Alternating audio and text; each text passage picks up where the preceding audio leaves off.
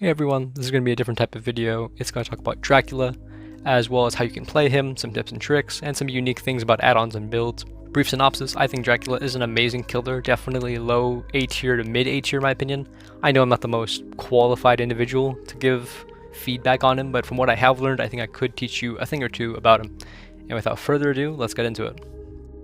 So the first thing I want to talk about with Dracula is Hellfire, and you'll notice sometimes your Hellfire pillars break. Whereas sometimes, you'll land a nice shot that doesn't really feel like it should land. Here, it's perfectly fine, good shot. We can back up a bit, same exact result. We'll still land these perfectly. And the difference in environment collision is very wonky. Like here, it doesn't look like it'll cast because it's too high, and there it is, it casts. It also looks like the statue, like the foot of the statue, that giant concrete slab right that it's standing on. It doesn't look like it'll land, but it will. Exact same thing here. This pillar has a bit of more collision on its right, and we are close enough to it. If we go past that collision and we create like a little hole, unfortunately Hellfire will not be able to cast because of that break in the terrain. Even on these steps, again, we are quite elevated, still works just fine.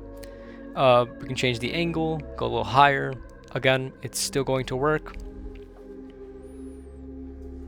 However, if we go too high, roughly about higher than a Hellfire pillar, it will not work. And the thing with this is you can see the top, it's actually a little bit lower. Right at like that top swirl is the actual collision of Hellfire, so don't go too high. Even if we back up or change angle, it isn't going to work from this height, it's just too high. Another angle we can think about is going through the steps. This will work perfectly. It's a really cheeky move, especially if Survivor's trying to run out there. The wonkiest of things for Dracula is vault locations. As you can see here, it casts just fine, but if we even briefly nick a bit of a vault location, casting downwards from an elevated surface, it will break immediately. This doesn't apply to leveled surfaces, only elevated surfaces. However, on an elevated surface, if we cast up, it'll go perfectly fine right through the vault location. Hellfire actually casts about a meter or so in front of you, but this doesn't fix the vault location issue whatsoever. If we tried the other side, again, it still works just fine, no matter how close we get to it. Even if our hand is going into the wall, Hellfire still will perfectly cast and go all the way through. Again, for this, you can really hide yourself and survivors won't see it coming. These loops on the Yamaoka maps are an excellent example. We can always cast left or right of the vault location, but never through it. We can back up, cast again. We can go through the window, and let's say a survivor is here. We're trying to cover this vault location in front of it without obviously going through it. We can go that angle, or a bit of a steeper angle, which will cover roughly the same one. We'll wait for Hellfire to come back. This is going to cover the vault location almost perfectly, maybe a little off, but yeah, you'll still land that hit if Survivor has already vaulted it. Again, we can cast through vault locations, doesn't matter.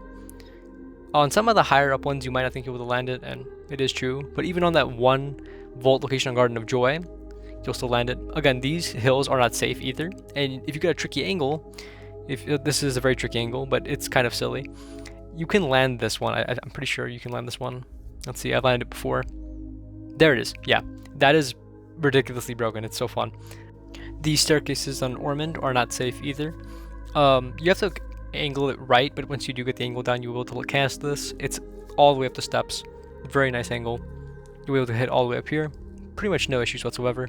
Don't forget that if a survivor is trying to camp this pallet, you can shoot Hellfire through this part of the pallet. Before we get into wolf form, I want to add, you should not hit any pallet standing up with Hellfire. Hellfire will not go through. Alright, moving on to wolf form. Wolf form has a bunch of cute little things you can do. Unfortunately, hug teching was removed, but there is the issue of moonwalking. You can't really moonwalk in wolf form, so you can obviously try to go left and right to hide your red light instead of moonwalking. This works to some extent, but on certain loops, your red light will still show anyway. However, because of wolf form being in third person, there is one thing you can do, and that's this. It's kind of like a moonwalk, and it sort of works. You'll maintain the exact same speed as moving forward, as you're moving at more of a sharp diagonal than rather, say, a full-on moonwalk. Unfortunately, bat form is probably, I'd say, the least techable of all of Dracula's forms. One thing you can do is if Survivor is teasing you, like vaulting back and forth, what you can do is body block them on one side if you're good enough to call out which side they will be on. So the second you immediately transform, you'll have your collision back, and yeah, you can do whatever you want from there.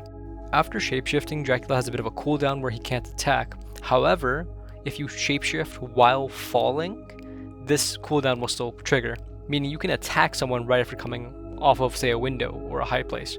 For example, here, that collision is virtually gone during that fall.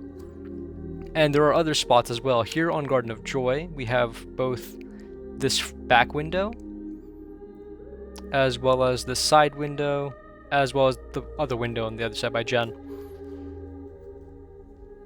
Again, you can basically immediately attack after hitting ground from these. It's very, very good.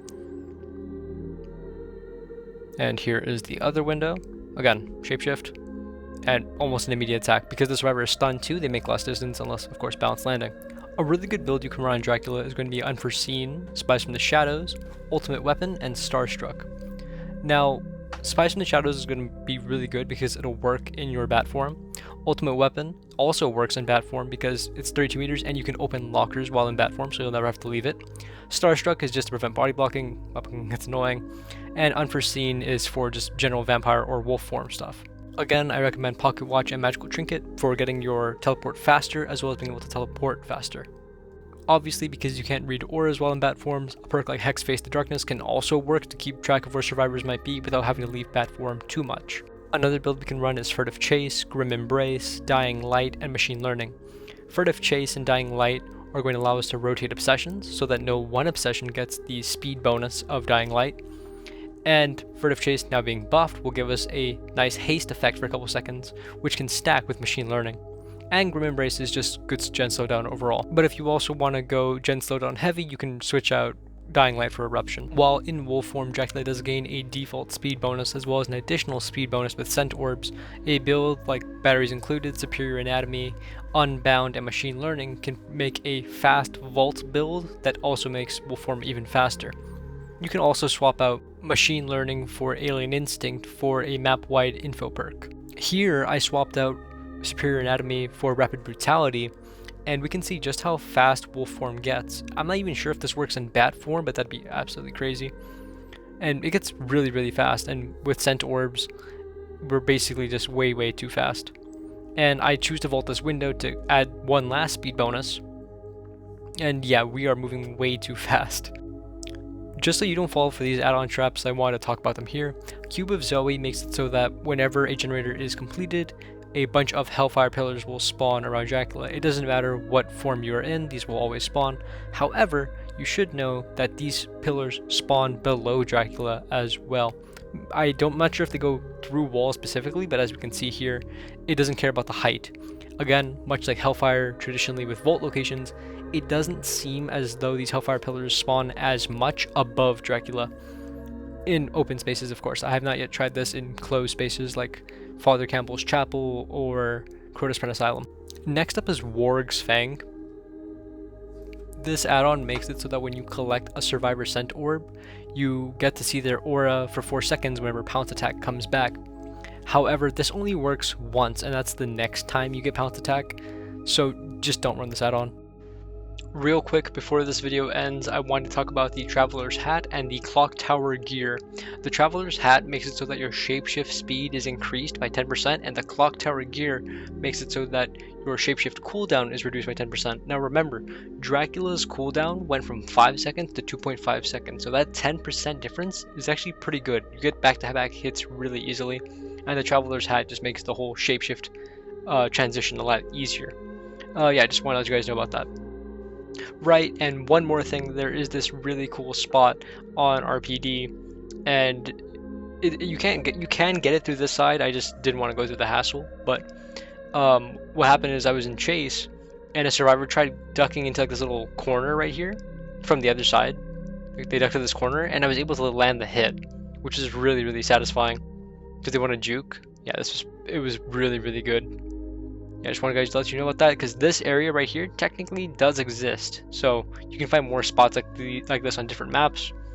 It is a bit of a difficult shot. You have to line yourself up between the pallet and the bench, and the angle doesn't transfer exactly on the other side, but yeah, I just wanted to let you guys know that.